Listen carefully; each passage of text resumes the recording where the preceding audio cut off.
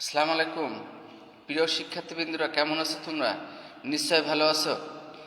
তোমরা জানো যে আমরা করোনা মহামারীর কারণে সরাসরি ক্লাস নিতে পারছি না, তাই অনলাইনের মাধ্যমে ক্লাস নিচ্ছে। আমি মোহাম্মদ আব্দুল হাশিম, প্রভাষক, বাংলা, পুরাধা কলেজ। তোমরা জানো যে ইতিমধ্যে আমরা বেশ কয়েকটি ক্লাস নিয়েছি। আমি বাংলা ক্লাস নিচ্ছি, তোমরা জেনে গেছো। যারা আমাদের সাথে যুক্ত আসো অনলাইনে, সবাই জানো যে আমরা কিভাবে ক্লাস নিচ্ছি। তো বেশ কয়েকটা ক্লাস নিয়েছি আমরা, তোমরা যারা দেখেছো যে আমাদের সাথে যুক্ত ছিলে তারা দেখেছো।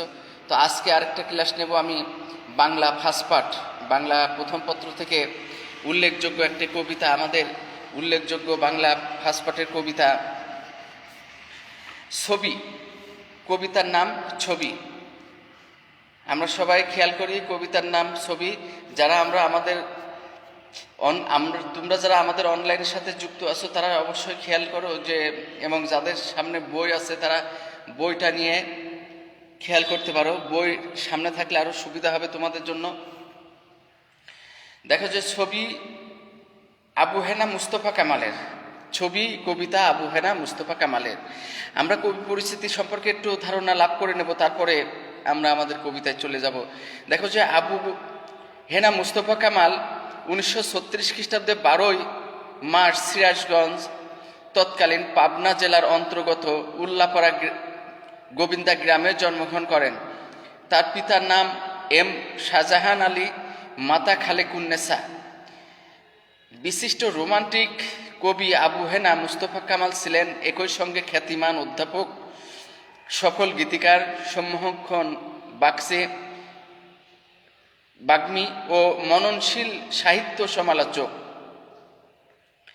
সমগ্র শিক্ষা জীবনে তিনি সুপরিচিতি ছিলেন কৃতি ছাত্র হিসাবে। 1959 খ্রিস্টাব্দে ঢাকা বিশ্ববিদ্যালয় থেকে বাংলা বিভাগে সাহিত্য বিষয়ে প্রথম শ্রেণীতে প্রথম স্থান অধিকার করেন, MA ডিগ্রি লাভ করেন। 1969 খ্রিস্টাব্দে তিনি লন্ডন বিশ্ববিদ্যালয় থেকে PhD ডিগ্রি অর্জন করেন। পাবনা এডওয়ার্ড কলেজে অধ্যাপনা দিয়ে শুরু হয়েছিল তার কর্মজীবন। বিভিন্ন মেয়াদে তিনি ঢাকা, রাজশাহী ও চট্টগ্রাম বিশ্ববিদ্যালয়ে অধ্যাপনায় নিযুক্ত ছিলেন। দ্বিতীয় মেয়াদে ঢাকা বিশ্ববিদ্যালয়ে বাংলা বিভাগের অধ্যাপক থাকাকালে তিনি বাংলা একাডেমি ও বাংলাদেশ শিল্পকলা একাডেমির মহাপরিচালকের দায়িত্ব পালন করেছেন। আবু হেনা মুস্তফা কামালের রোমান্টিক কবি স্বভাব তার কবিতাকে করেছে নন্দন শোভন। শব্দের বহুমাত্রা, দোতনা,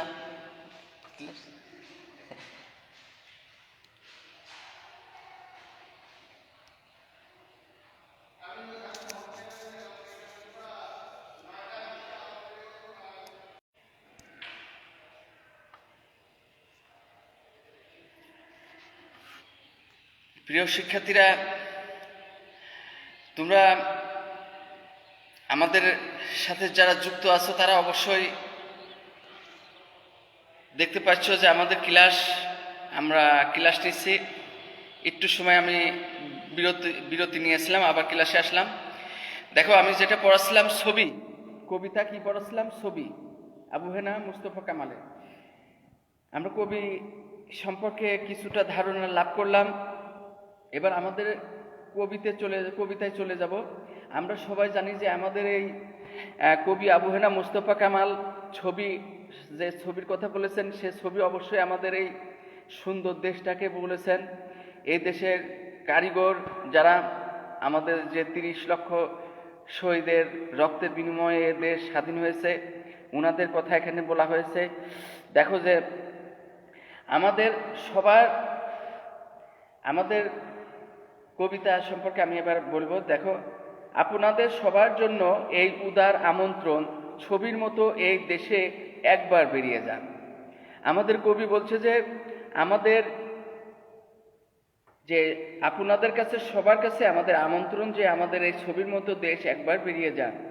অবশ্য উল্লেখযোগ্য তেমন কোনো মনোহারী স্পট আমাদের নেই, কিন্তু তাতে কিছু আসে যায় না। আপনার স্ফীত সঞ্চয় থেকে উপচে পড়া ডলার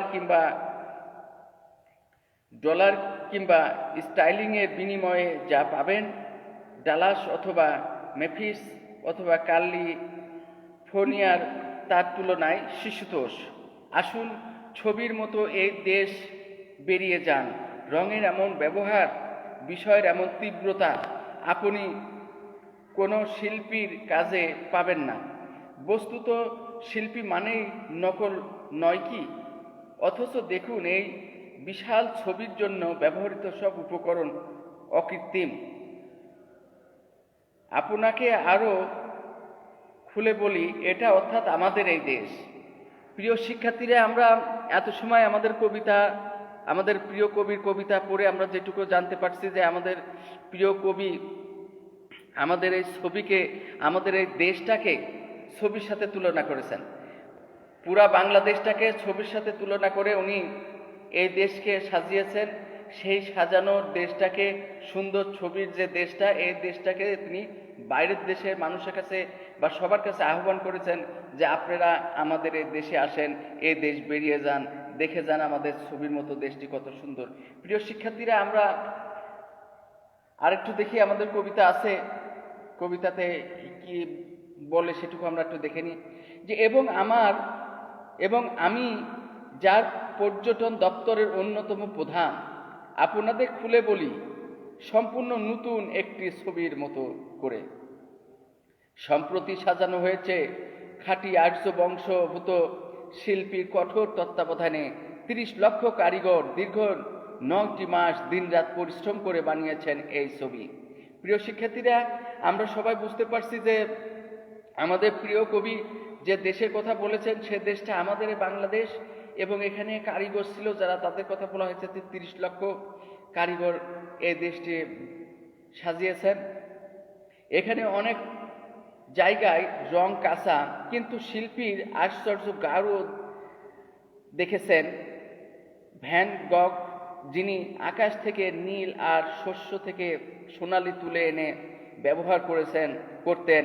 কখনো শপথ করে বলতে পারি এমন গাঢ়তা দেখেননি। আর দেখুন, এই যে নরমুণ্ডের ক্রমাগত ব্যবহার, এর ভেতরেও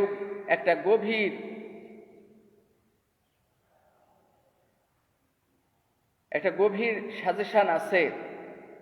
আসলে এটাই এই ছবির, অর্থাৎ এই ছবির মতো দেশের থিম। প্রিয় শিক্ষার্থীরা, আমরা আমাদের কবিতার শেষে যেটুকু আমরা জানতে পেরেছি যে আমাদের প্রিয় কবি আমাদের এই সুন্দর দেশটাকে ছবির সাথে তুলনা করেছেন, যে ছবিতে আমাদের পুরো বাংলাদেশের চিত্র তুলে ধরা হয়েছে, এবং এই দেশটাকে কারিগরের হিসাবে বলেছেন যে এই দেশটা যে এত সুন্দর ছবির মতো সাজিয়েছেন, তাদের সাজানোর লোকের কথা বলেছেন যে 30 লক্ষ শ্রমিক দীর্ঘ 9 মাস এই দেশটাকে সাজিয়েছেন। অর্থাৎ আমাদের 1971 সালে যে 30 লক্ষ শহীদ হয়েছেন তাদের কথা এখানে বলেছেন, দীর্ঘ 9 মাস যুদ্ধ করেছিলেন, সেই সব কথা এখানে তুলে ধরা হয়েছে। প্রিয় শিক্ষার্থীরা, আমরা একটু আমাদের প্রিয় কবির পাঠ পরিস্থিতি সম্পর্কে একটু ধারণা লাভ করে নেব। দেখো, পাঠ পরিস্থিতি সম্পর্কে কি বলেন কবি। কবিতাটি আবু হেনা মুস্তফা কামালের প্রথম কাব্যগ্রন্থ আপন যৌবন বৈরী থেকে সংকলিত হয়েছে। এ কবিতায় রোমান্টিক কবি নতুন স্বাধীনতাপ্রাপ্ত বাংলাদেশকে মহান শিল্পীর তুলিতে আঁকা একটি কালজয়ী ছবি হিসাবে কল্পনা করেছেন। কবি নিপুণ শব্দের ছবি এঁকেছেন, বুঝিয়ে দেন দেশ 30 লক্ষ খাঁটি বাঙালি শিল্পী তথা শহীদদের দীর্ঘ 9 মাসের শ্রমে আত্মদানে সৃজিত হয়েছে এই ছবি। তার নিশ্চিত ধারণা রঙের জাদুকর শিল্পী ভ্যান গগন ছবিটিতে ছড়ানো রঙের আশ্চর্য গাঢ়তা কখনো দেখেনি। কবি মনে করেন ছবিটিতে ব্যবহৃত অসংখ্য নরমুণ্ডের ব্যবহার 30 লক্ষ শহীদের আত্মদানের সংগ্রামী চেতনাকে ধারণ করে আছে, যা এই ছবির মতো দেশটির গৌরবময় স্মারক। 30 লক্ষ শহীদের রক্তস্নাত সুন্দর এই দেশ পরিদর্শনের জন্য কবি বিদেশিদের আমন্ত্রণ জানিয়েছেন। প্রিয় শিক্ষার্থীরা, তোমরা এত সময় যারা আমাদের সাথে লাইনে আমাদের সাথে ছিলা, আমাদের সাথে অনলাইনে যুক্ত ছিলে, তারা সবাই জানিছ যে আমরা আমাদের কবিতাটা পড়ে ফেলছি। যে আমাদের কি কবিতা পড়লাম, সবাই আরেকবার দেখো যে ছবি কবিতা পড়লাম। আমাদের প্রিয় কবি আবু হেনা মুস্তফা কামালের ছবি